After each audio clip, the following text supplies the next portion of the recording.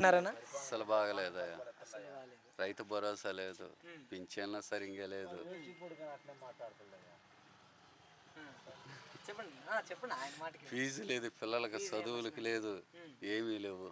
Waste rowdyism కూటమి. కూటమి అంటే కాదన్నా, ఇప్పుడు ఈయన వచ్చిన తర్వాత జగన్మోహన్ రెడ్డి రాష్ట్రాన్ని అప్పుల పాలు చేసిపోయిండు. అప్పులు ఏమి లేవు, అప్పులు ఏం చేయాల. ఇతను 8 నెలలకే 1,75,000 కోట్లు చేసిండు. ఆయన ఏం చేసింది ఏమి లేదు, జనానికి పంచిండు రూపాయి ధనలా. అదే ఈ టైపులో అయితే ఇప్పుడు అమరావతి పెడుతున్న వేస్టేగా, ఆయన డబ్బులు సంపాదించుకోవటమే కదా. అంటే అమరావతిని రాజధానిని డెవలప్ చేస్తున్నాను, నేను పోలవరాన్ని డెవలప్ చేస్తున్నాను అంటున్నాడు కదన్నా. రాజధాని అనేది లేదు, వాళ్ళ సొంత ఆస్తులు పెంచుకోవటం కోసం. ఇప్పుడు కూటమి గవర్నమెంట్ వచ్చింది, అతివరకు దేనికి పనికి రాలా. మొన్న విజయవాడ వరదలు వచ్చినాయి, చేపలు ఉండే అమరావతిలో, ప్రయోజనం ఏముంది? పోలవరం అసమటిది కట్టి కొద్దిగా నీళ్లు వాటర్ పంపిస్తే కొద్దిగా ఏదైనా